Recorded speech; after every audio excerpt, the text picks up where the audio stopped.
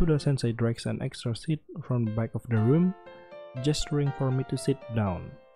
Thankfully, it's not too close to the group, so I'll be able to feel somewhat separated from things while I watch them.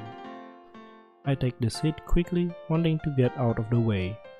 After a few moments of preparation, a sudden hush falls over the room. Alright everyone, ready? Ready indeed. He raised his arm in order to count everybody in a thin white conductor's baton in his right hand. I'd been so focused on shrinking down into my chair, I hadn't even noticed him pick it up. On his signal, the group begins to play. The noise fills the room instantly, jarring me a little. But the longer it goes on, the more I'm able to calm myself down. With everyone focused on what they are doing, there's no opportunity for them to look at me. The piece they are playing sounds nice, although I know basically nothing about classical music. Unfortunately, I get the feeling that it's the main focus of this club. Oh no. With nothing else to do and nobody attention on me, I managed to pick at the student properly for the first time since I entered the room. Oh, properly, since the first time. Alright, interesting. Let's see. There are 15 of them in total, 2 clarinet players, 1 oboe player, 2 trumpet player, 1 trombone player, 5 violinists, 2 viol players, and 2 cello players. I don't think a group of this size technically count as an orchestra, but they still seems to be doing a decent job of playing the piece nonetheless. My gaze falling to the rest at my feet again, I begin to feel a terrible sense of foreboding. There's no way I can do this. It is obvious that these people have been playing their instrument for quite a while and practice regularly if they are able to play this well.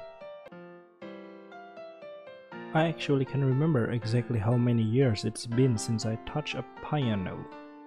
My eyes drift over to the back of the room where the music club piano sits. Having been temporarily neglected, it's a huge black grand piano. Must have cost a fortune. I slips my hand into my pocket tensely, as if that will prevent me from having to attempt to play the thing. Exhaling slowly and trying to ride out the fresh wave of nerves that course through me, I sit and listen to the rest of the group performance. Once it's over, Kudo-sensei praised their efforts, giving them some short snippets of feedback. He then gestured towards a couple of the taller boys in the group, asking them to help him move the piano, and they put down their instrument readily to oblige. As they make their way to the back of the room, I feel my stomach begin to sink within me. Can I just carry on watching? Yes. I lean forward in my seat, my hand clenching inside my pocket tightly. There's nothing in the world that can convince me that whatever is about to happen will be anything short of humiliating. I can play like these people, that alone is going to alienate me from them massively, never mind my screwed up face. I hear the quiet squeak of the piano wheel as it rolled across the room and into place, and the scuffle of students moving to make space for it, but I can't bring myself to look up. The sound of the instrument itself rings out briefly as someone plays a chord on it, probably to make sure that it's still in tune. Alright Akane, she is all yours. He shoots the word at me casually, trying to help me feel at ease. My eyes are cast so far down that they are almost closed, but I can still feel the horrible prick of 16 face all gazing at me simultaneously. Yeah, that's how you say it. Oh, heartbeat. Please don't look at me. Please don't make me do this. Oh, I'm only doing this once, indeed. I don't know any of these people. It's not like I'll be stuck in class with them for the rest of our school lives. They won't be there to constantly remind me how badly I messed this up. Come on, Kakeru, just this one. Kakeru, come on. Just this once. I force my body to spring out of my chair before it has a chance to do anything else. The silence is deafening, almost louder than the music they've been playing a minute ago. I make my way awkwardly to the piano, taking a seat on the stool in front of it. I expected to hear whispering, people gossiping about me, trying to figure what the heck is wrong with me, but the room is completely void of any noise whatsoever. Unsure of whether this is a good thing or not, I do my best to settle into my seat. Have you played the piano at all recently? No. No, not at all. Nope. My words dry up. Luckily, Kudo-sensei just started talking again as if I said a full sentence. Well, that is alright, none of us were musical prodigies when we started here. A quiet laugh ripples around the group, and though the situation is still excruciating, I appreciate the slight break in the atmosphere it provides. Hey, I said more than one word this time, just about. Alright then. He half jogs over to the table at the edge of the room, which looked as though it got several stacks of books on it. After finding what he wants, he brings it over to me, placing it on the piano music stands. There, I have chosen the piece they just played. Since you already heard it once, are you familiar with sight reading? I nod. My old piano tutor always made me practice sight reading at home, so I could at least develop that skill while I was away from the piano. Great, take a minute to look over it before we play.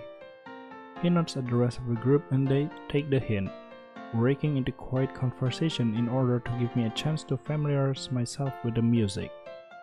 I look up at the page in front of me, but before I can really absorb anything, Kudo-sensei moves a little closer to me, leaning down slightly.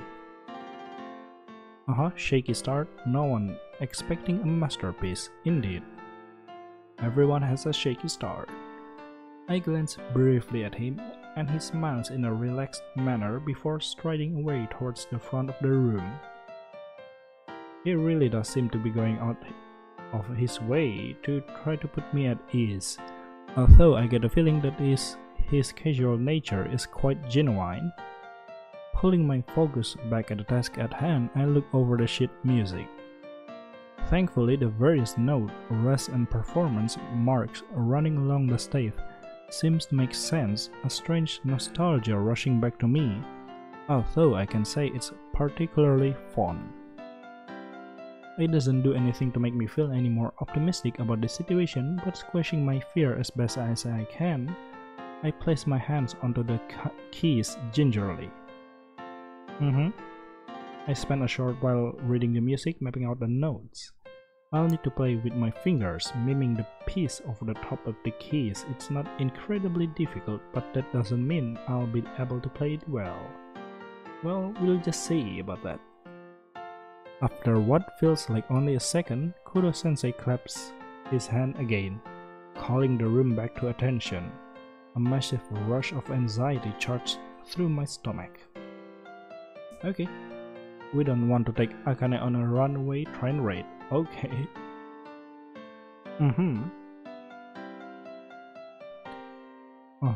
Okay, come on.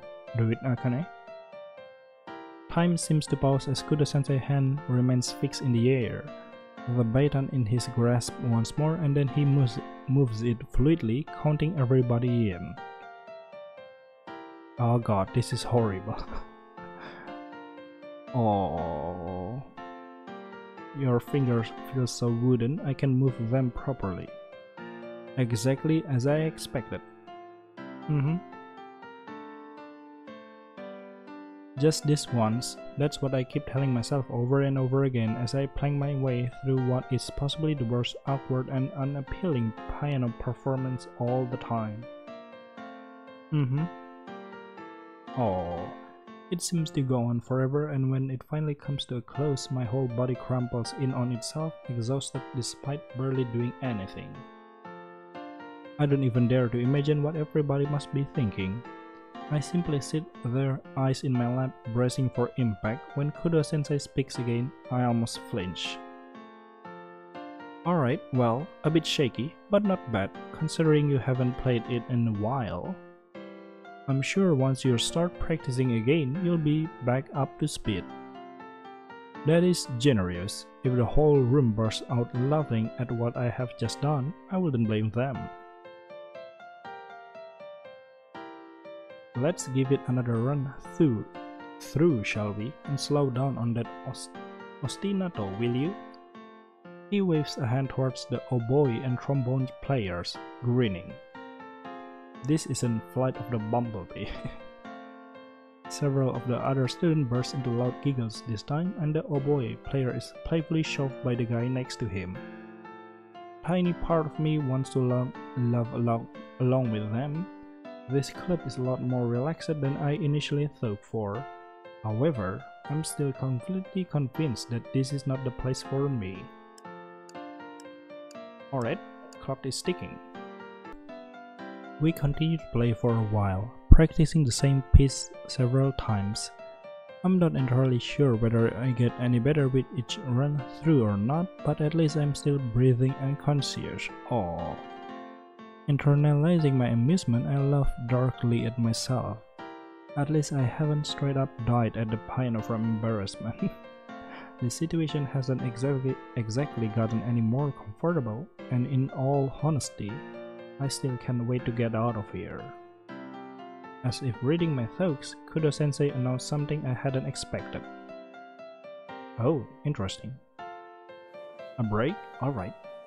As though he flicked a switch, the noise level in the room goes up dramatically. People begin chatting loudly, moving their music stands and instruments into smaller groups. Okay, we are having a break then. I'm a little confused. I thought music club went on for 2 hours, but it can have been that long already. Thankfully, Kudo-sensei appears at my side again to inform me of what is going on.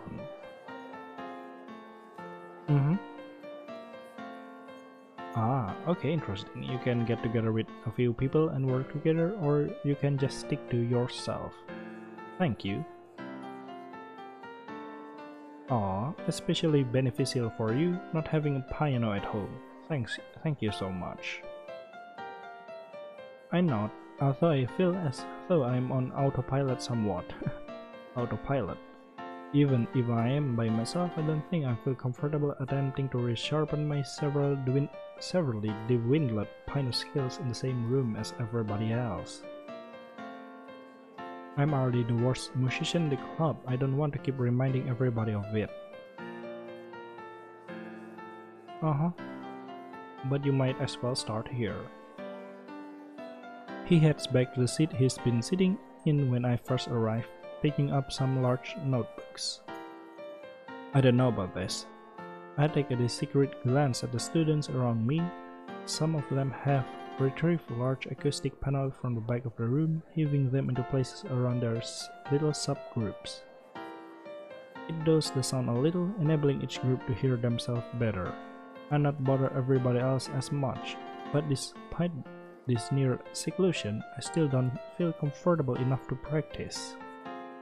I have to admit, I'm still shocked that not a single one of the other club members has tried to talk to me this entire time. Interesting, I'm a little shocked too. My own classmates that I see every day are very used to me by now, and even then, they sometimes break into conspiratorial whisper and glances at my expense. I've been expecting the same treatment here, but instead, everyone just carries on with things as if I am not in the room. Perhaps Kudo-sensei specifically instructed them all not to interact with me after hearing how bad my anxiety is from Matsumoto-sensei. That doesn't make me feel great. Oh. A little dejected, I take another quick look around to see how many sets of eyes are on me. To my surprise and relief, the answer is 0. Interesting. What is happening right now? Standing up, my legs a little wobbly, I make my way quietly over to the chair I've been sitting up in at the beginning of the club meeting. My bag still discarded next to it.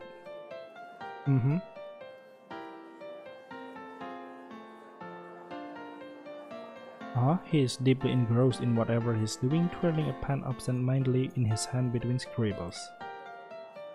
Oh, you want to leave? Alright. Oh. I've done what I come here to do. I tried once.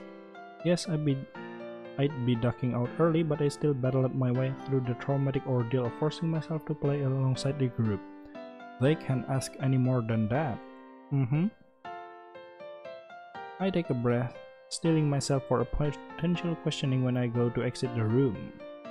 However, as I'm standing quietly gearing myself up, my ears pick up on a new sound. Something completely separate from the noise of the club members practicing and talking. Oh, from the opposite direction. Interesting. A flute. Interesting. I didn't notice any flute players in the group before. In fact, it can be a club member. They are all here in the room with me. So what is it?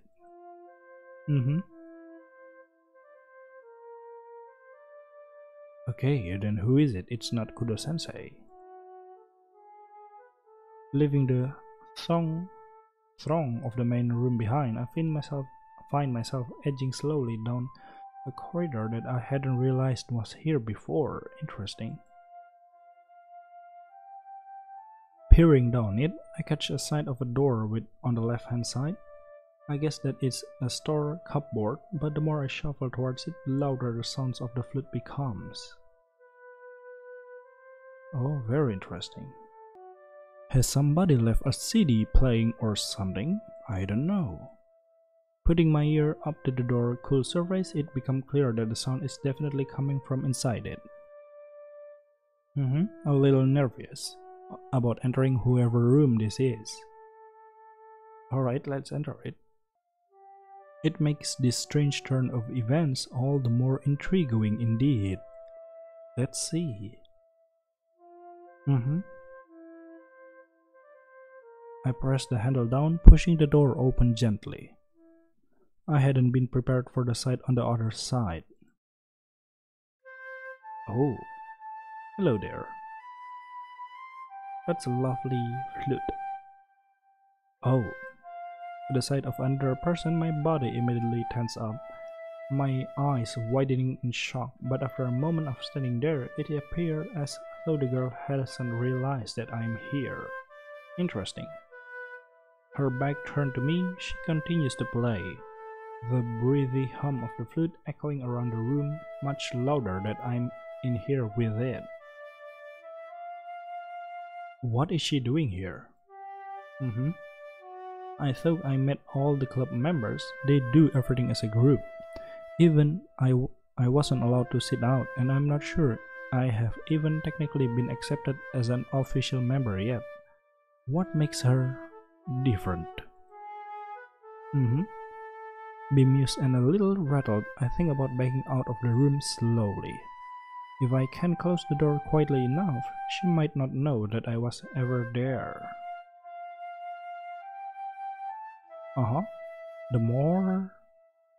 The longer I stand there awkwardly in the doorway, the more the soothing sound of her flute fills my head. It is quite nice. Despite my intent to leave, my legs won't seem to move, so against my better judgment I hover in place.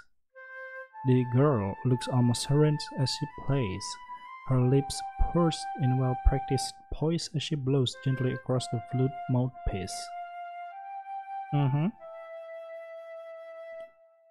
I start to feel a subtle hint of something other than fear, although I can't identify it. Drinking in the peaceful scene, I shift my weight to the opposite foot, having relaxed ever so slightly. This proved to be a mistake. You fall. You did it. Oh, okay, you didn't fall, but you did it. Crap. I lean against the door too hard and it creaked audibly. The girl gasped quietly as she hears the sound, her head weaving around to look at me. I automatically snap my face away, the rest of my body freshly frozen in alarm. My heart begins to hammer within my chest. Sorry. I manage to spit the word out, but there's no response. Daring myself to look back as quickly as I can, I glance at her. Her expression is panicked as she stares hard at me, seemingly seeming thoroughly disturbed, and I instantly know that it's my face that's startling her. Oh no. Very interesting then. Let's see if that is true. I have to get out of here. Pulling myself together, I stagger backward into the hallway, the motion of which causes the door to close loudly. Feeling wrecked and a little upset, I turn to flee the scene, trying to gather myself and walk as calmly as possible. What was I thinking? The sight of that girl's terrified eyes as she looked at me stays burned into my memory. I must have repulsed her. A horrible clenching in my chest, I rejoined the main club room, peeking around the corner to see if the coast is clear. Everything is exactly as it had been when I left. The other club members are locked in their mini practice groups, and Kudo-sensei still has his nose in his work. Interesting. Bracing myself and hoping not to give anybody else a reason to look at me, I begin my escape, crossing the room as subtly as I can. Thanks to all the noise coupled with my well-honed skill of near invincibility, I make it to the other side without anybody calling out to me. Lovely skill you got there, a ninja. Pulling the door open, I feel a great surge of relief wash my entire body as I step through it, the tension I have been holding all this time rushing out of me. Free once more, there's only one thought running through my head after all that unfamiliarity and fear. What is it? I really don't ever want to go back there again. Oh, okay, home at last. After the day I've had, even the sight of the lounge, which I don't really spend any time in, is welcoming. I stride across the room towards the stairs, but I'm distracted halfway by something moving in the corner of my vision. Something? Oh, Mom, Kakeru. Ooh, Mom looking good. She startles me slightly as she steps towards me, and I come to a halt, noticing that Dad is behind her, standing up from the couch. Ooh, that's looking good too. Alright, interesting. How was your day? Did you go to the music club? Sure. I should have guessed. Having put me up to the whole club thing somewhat forcibly, I made Ed they must be dying to know how it went. It is a shame that I'm going to have to disappoint them.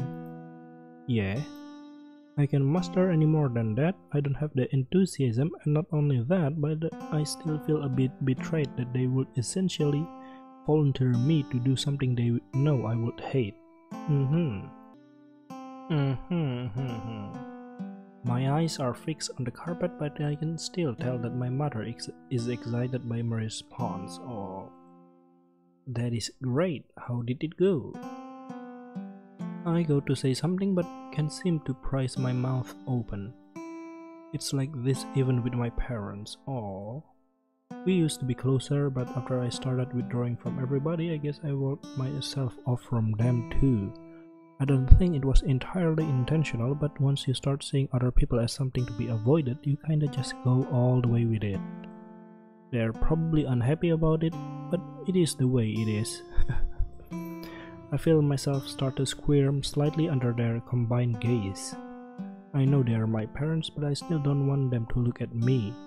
Used to my long silence by now, they wait patiently for me to answer. I didn't like it.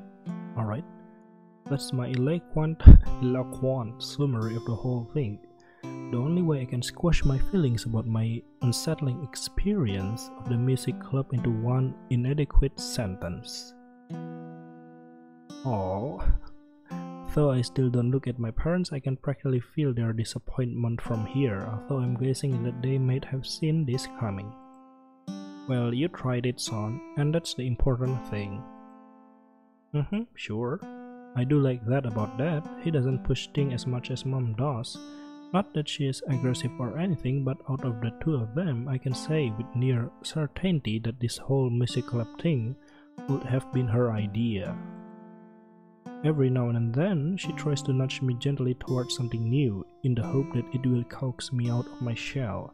I can see where she is coming from, but what she doesn't realize is that this shell is impenetrable by now, strengthened through years of purposeful exile. It may be the most impressive creation of my life. It's not coming off the most impressive. Even still, it seems as though she maintains a little spark of hope that things will change. Well, we will see about that. It was brave of you to do that, Kakeru. I'm sure you could do it again. Oh, see? I steal a quick glance at her. She's regarding me with an optimistic expression and I don't like it. She's planning something. I bet it was nice playing the piano again after all this year.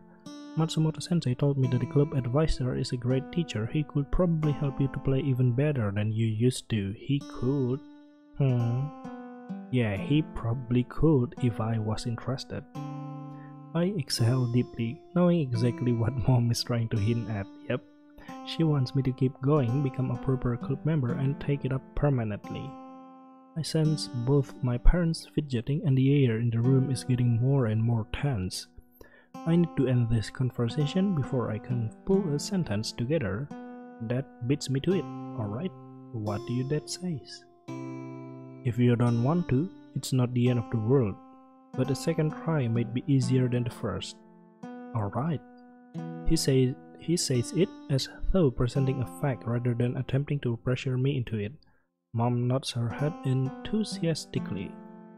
Definitely, I'm sure once you get used to it, you'll really enjoy it. Mom, no please. I doubt it. My leg almost start walking on their own in my desperation to get away from this uncomfortable subject. I have had enough stress today, I don't want any more. Maybe. I leave them with that single unconvincing word, shuffling way slowly towards the stairs. Getting the message that I don't want to talk about it anymore, they let me go, nodding and returning to the couch. It doesn't take me long to climb the staircase, ascending with well-rehearsed speed, though my escape is accompanied by the same guilt that always arises after I have cut my conversation with my parents short. Oh, we don't speak much at all nowadays. The talk we just had is the longest one I can remember for God knows how long. It makes me feel even worse, disappointing as a son, and yet I can't change my ways. Oh. Hey, laptop. The TV screen flickers in a stream of garish color again as I beat the level. TV screen. Video games are pretty much the only thing I do in my spare time. Having finished my homework, I started playing straight away, glad to be able to unwind after such a mentally demanding day.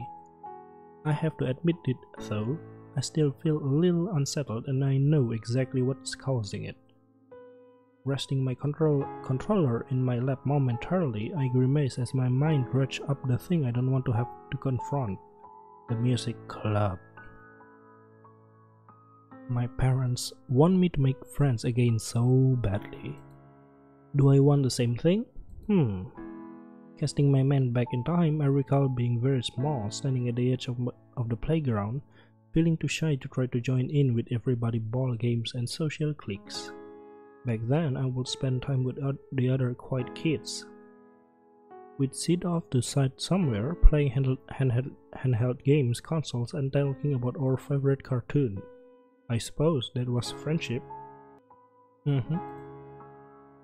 We didn't have sleepovers at each other's house and we didn't run around boisterously in the street after school, playing tag or whatever.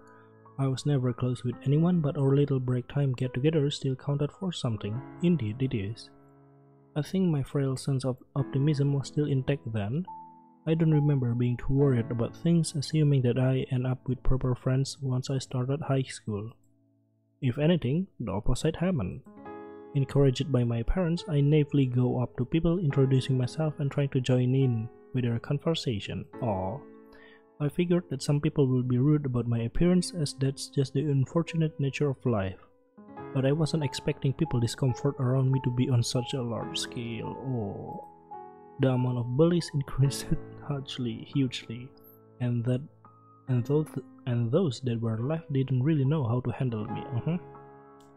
It seemed as though anyone who was nice to me got tainted with the freak label and teased via association. Oh. This means that most people tend to avoid me like the plague, looking alarmed when I spoke to them and checking over their shoulder in case anyone saw us together. Or you become the cheese. You know, the cheese, that is a bad wording. You know, the one in the diary of the kid. I don't know, I forget the title of the book, the movie, the wimpy kid. After a while it became obvious to me that making friends was something I was no longer entitled to, along with a happy social life. I noticed that my parents were becoming more and more sad too. Every time I came home with a new bruise or crying because of somebody cutting words, their face would darken. It was then that I realized that I needed to remove myself from the public eye as much as possible. Okay, I think I have to end this video right here. It's been 30 minutes if my count is correct. So, see you later in the next part of Venus. Bye bye.